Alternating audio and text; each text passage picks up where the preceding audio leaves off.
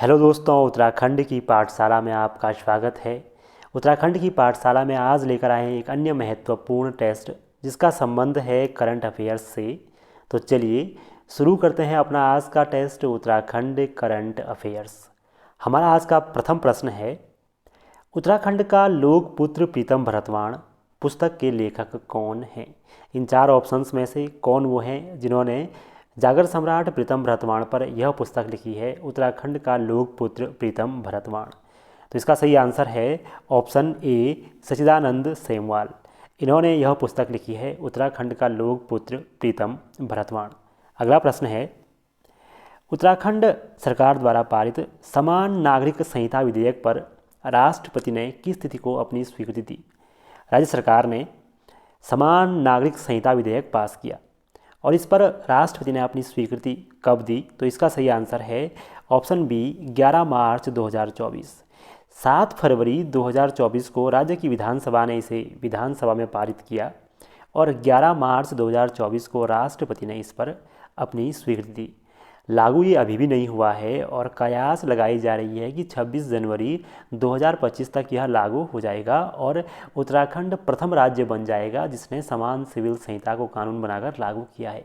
हालांकि इस तरह की एक संहिता जो सभी नागरिकों के ऊपर समान कानूनों का आच्छादन करती है, ऐसी एक संहिता गोवा में लागू है, लेकिन गोवा में यह पुर्तगालियों के काल से है, वहाँ पर ये नई नहीं बनी है। तो स्वतंत्र भारत के हिसाब से उत्तराखंड वो पहला राज्य बन जाएगा जो समान नागरिक संहिता को लागू करेगा। आर्टिकल 44 के अंतर्गत ऐसा किया जाता है या यह कानून बनाया जाता है। अगला प्रश्न है, निम्नलिखित में से किस प्रसिद्ध पर्वत शिखर से वर्ष 2024 में हिम पूरी तरह पिघल गया था? एक ऐसा पर्वत शिखर इनमें से है जिसमें वर्ष 2024 में बर्फ़ पिघल चुकी थी और वो बिल्कुल साफ ग्रेनाइट की चट्टान या पत्थर की चट्टान बन चुका था। वह पर्वत है इन चार ऑप्शंस में से ऑप्शन सी, ओम पर्वत। पिथौरागढ़ में स्थित है ओम पर्वत और ओम पर्वत पर बर्फ़ पूरी तरह से पिघल गई थी। इसकी अगर हम बात करें ओम पर्वत की तो 6191 मीटर के आसपास इसकी ऊंचाई है और यह नाबिडांग, आपने सुना होगा एक स्थान, वहाँ से इसका अच्छा व्यू दिखता है। कुटी गांव से भी इसका व्यू दिखता है ओम पर्वत का। अगला हमारा प्रश्न है, नीति आयोग द्वारा जारी रिपोर्ट सतत विकास लक्ष्य 2023-24 में उत्तराखंड किस स्थान पर रहा? अर्थात ऐसे राज्य जो अपने विकास के साथ साथ पर्यावरण को भी ध्यान में रखते हैं और पर्यावरण और अर्थव्यवस्था में संतुलन स्थापित करते हैं, उन राज्यों की इस तरह की प्रगति की सूची में उत्तराखंड का स्थान क्या है? तो राज्य का स्थान इसमें है पहला। संपूर्ण भारत के राज्यों में राज्य पहले स्थान पर है। अगला हमारा प्रश्न है, राज्य की किस तहसील का नाम परिवर्तित कर कैंचीधाम रखा गया है? तो राज्य की जो कोसिया कुटोली तहसील है, जो नैनीताल की एक तहसील है, कोसिया कुटोली। कुटोली का अर्थ होता है कोई क्षेत्र और कोसिया का अर्थ होता है कोसी नदी के तट पर स्थित कोई क्षेत्र। तो यह तहसील थी नैनीताल में और इसका नाम काफ़ी ज़्यादा प्रचलित नहीं था, कोसिया कुटोली नाम।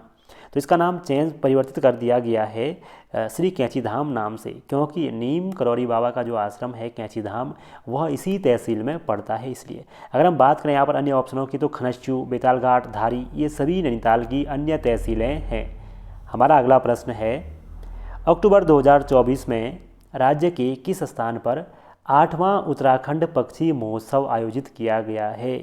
अक्टूबर 2024 में राज्य के किस स्थान पर यह पक्षी महोत्सव हुआ? तो इसका आंसर है ऑप्शन बी, विनोग वन्यजीव अभ्यारण्य, या इसे ही कहते हैं विनोग माउंटेन कोयल वन्यजीव अभ्यारण्य, जो मसूरी में स्थित है और यहीं पर यह 8वां उत्तराखंड पक्षी महोत्सव आयोजित किया गया था।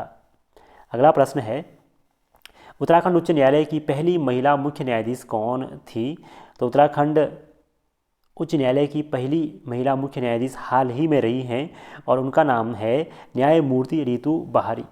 न्यायमूर्ति रितु बहारी राज्य की पहली महिला मुख्य न्यायाधीश हैं, जबकि वर्तमान मुख्य न्यायाधीश की बात की जाए तो राज्य के वर्तमान मुख्य न्यायाधीश हैं जी नगेंद्र, अर्थात जिनका नाम हम लिखते हैं, इनका नाम है गुहानाथन नरेंद्र। अगला हमारा प्रश्न है, राज्य सरकार द्वारा कब पिरुल लाओ पैसे पाओ योजना शुरू की गई? आगजनी को रोकने के लिए राज्य सरकार ने इस योजना की शुरुआत की, पिरुल लाओ पैसे पाओ, और इस योजना की जो शुरुआत राज्य ने की थी वो की थी 8 मई 2024 को, और इसकी शुरुआत की गई थी रुद्रप्रयाग जिले से, और 50 रुपये में 1 किलो पिरूल राज्य सरकार ने खरीदा था या खरीद रेट फिक्स किया था। अगला हमारा प्रश्न है, राज्य में लखपति दीदी योजना की शुरुआत कब हुई थी? तो राज्य में अगर हम बात करें लखपति दीदी योजना की शुरुआत, तो वह हुई थी 4 नवंबर 2022 को। यह प्रमुख प्रश्न है, इसलिए इसे याद रखिएगा। अगला हमारा प्रश्न है, भारत एवं कजाकिस्तान के मध्य होने वाले सैन्य अभ्यास काजिंद 2024 का आयोजन कहाँ किया गया था? भारत एवं कजाकिस्तान के मध्य होने वाले सैन्य अभ्यास काजिंद का जो आयोजन है वो इस बार किया गया था ओली में। सितंबर अक्टूबर में होने वाला ये अभियान भारत एवं कजाकिस्तान का मिलिट्री प्रैक्टिस है, और यह 8वां सैन्य अभियान था। ये सैन्य अभियान जो भारत और कजाकिस्तान के बीच होते हैं 2016 में शुरू हुए थे, और यह इसका 8वां संस्करण था जो ओली में हुआ है। अगला प्रश्न है, राष्ट्रीय मत्स्य विकास बोर्ड द्वारा जारी मत्स्य पालन रिपोर्ट 2024 के अनुसार उत्तराखंड का हिमालयी राज्यों में कौन सा स्थान है मत्स्य पालन के क्षेत्र में? तो जो राष्ट्रीय मत्स्य विकास बोर्ड हैदराबाद है उसने इसको जारी किया है, और इसके अनुसार उत्तराखंड हिमालयी राज्यों में प्रथम स्थान पर है मत्स्य पालन में। हिमालयी और नॉर्थ ईस्ट के राज्यों को जोड़कर भी अगर देखें तो पहले स्थान पर है।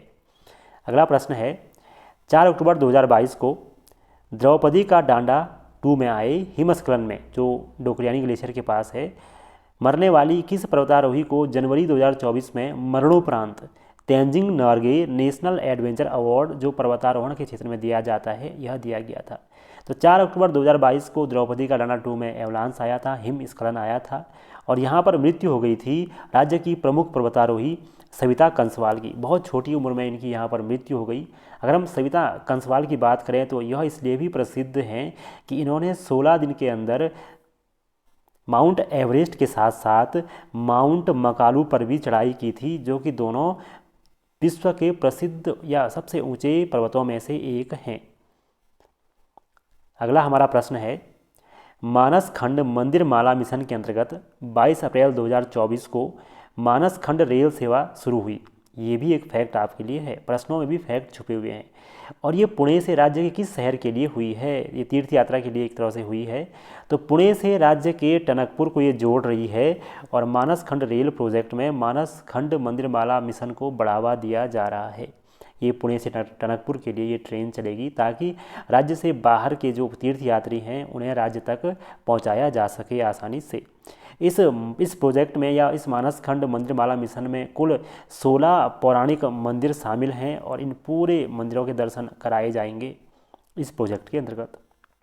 अगला है, वर्ष 2024 में राज्य के किस इतिहासकार को पद्मश्री से सम्मानित किया गया है? इन 4 इतिहासकारों में से तो वर्ष 2024 में राज्य के प्रमुख इतिहासकार श्री यशवंत सिंह कटोच को पद्मश्री से सम्मानित किया गया है। इनकी कई सारी पुस्तकें हैं, जिसमें सबसे प्रसिद्ध पुस्तक है उत्तराखंड का नवीन इतिहास। ये इनकी प्रसिद्ध पुस्तक है उत्तराखंड का नवीन इतिहास। अगला हमारा प्रश्न है, उत्तराखंड की पहली महिला मुख्य सचिव हैं या थी? इनमें से कौन सी उत्तराखंड की पहली महिला मुख्य सचिव हैं? तो श्रीमती राधा रतूड़ी उत्तराखंड की पहली महिला मुख्य सचिव हैं।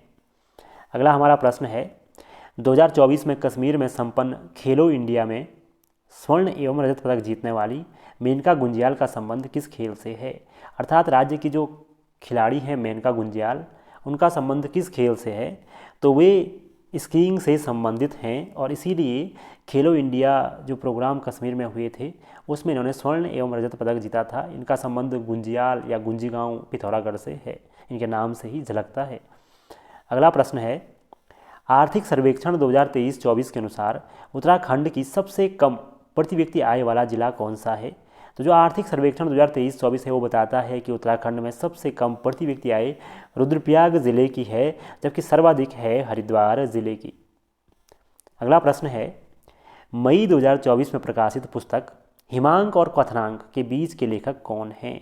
एक पुस्तक मई 2024 में आई थी, प्रसिद्ध पुस्तक हिमांक और क्वथनांक के बीच, जिसमें लेखक ने अपनी गंगोत्री से लेकर कालिंदी पास होते हुए बद्रीनाथ तक की कठिन यात्रा का वर्णन किया, जिसमें वे एवलांच या हिमस्खलन के बीच फंस गए थे। तो यह पुस्तक है शेखर पाठक की। शेखर पाठक जो पहाड़ संस्था के संस्थापक हैं और उनकी अस्कोट आराकोट यात्रा की शुरुआत की संध्या पर इस पुस्तक का विमोचन किया गया था। अगला प्रश्न है, देश के पहले बुरांश उद्यान की स्थापना वर्ष 2024 में राज्य के किस स्थान पर की गई है? तो बुरांश की 35 से ऊपर या अधिक प्रजातियों से बना हुआ यह उद्यान स्थित है मुनस्यारी पिथौरागढ़ में। तो यहाँ पर राज्य का या देश का पहला बुरांश उद्यान स्थापित है, जिसको कहते हैं रोडोडेंड्रॉन उद्यान। इसका वानस्पतिक नाम रोडोडेंड्रॉन है, इसलिए यह भी आपसे पूछ सकता है। अगला प्रश्न है, वर्ष 2024 में शिमला दर्रे के साथ दूसरे किस पर्यटक स्थल को ट्रैक ऑफ द ईयर घोषित किया गया? तो वर्ष 2024 में शिमला दर्रे के साथ जो दूसरा ट्रैक ऑफ द ईयर घोषित किया गया था स्थल, वो था हमारा सरुताल, उत्तर काशी का प्रमुख ट्रैक सरुताल। यह दूसरा प्रमुख पर्यटक स्थल था ट्रैक ऑफ ईयर के अंतर्गत। शिमला की बात करें तो शिमला स्वयं पिथौरागढ़ में एक प्रसिद्ध दर्रा है। अगला हमारा प्रश्न है, राज्य की किस महिला क्रिकेटर खिलाड़ी को वुमेन प्रीमियर लीग, जो आईपीएल की तर्ज पर वुमेन के लिए है, उसके लिए रॉयल चैलेंजर्स बेंगलुरु ने 1.20 करोड़ में खरीदा था? मतलब 1.2 या 1.20 करोड़ में, 1 करोड़ 20 लाख में किस खिलाड़ी को खरीदा है आरसीबी ने? तो वह खिलाड़ी हैं प्रेमा रावत। प्रेमा रावत क्रिकेट से संबंधित हैं और इनकी बोली लगी है 1.20 करोड़ रुपये। अगला प्रश्न है, राज्य के किस नगर में 2024 में आयोजित स्पर्श हिमालय महोत्सव 2024 के दौरान, अर्थात वहीं पर स्पर्श हिमालयन महोत्सव भी हुआ था और वहाँ पर इसके दौरान लेखक गांव नाम से एक क्षेत्र का उद्घाटन किया गया। अर्थात लेखकों का गांव या लेखक गांव नाम से एक क्षेत्र का उद्घाटन किया गया, जिसे हम कहते हैं राइटर्स विलेज। एक गांव की स्थापना की गई, जिसे राइटर्स विलेज कहा गया, जहाँ पर कोई भी राइटर्स आकर उसे ऐसा वातावरण दिया जाएगा ताकि वो लिख सके। तो यह स्थान स्थापित किया गया है देहरादून में और मुख्य स्थान है थानो। देहरादून के पास कुछ किलोमीटर दूर थानो है और थानो में यह गांव स्थापित किया गया है लेखकों के लिए, लेखकों का गांव। तो इसका जो उद्घाटन हुआ वो देहरादून में हुआ था और स्पर्श हिमालयन महोत्सव के दौरान इसका उद्घाटन किया गया था 27 अक्टूबर 2024 को। तो यहाँ पर देश विदेश के कई सारे लेखकों को लिखने के लिए एक माहौल दिया गया है, शांत माहौल लेखकों के गांव में, और इसे पर्यटन के लिए एक हब बनाने के लिए प्रयास किए जा रहे हैं। तो ये थे हमारे कुछ करंट अफेयर्स से संबंधित प्रश्न। धन्यवाद।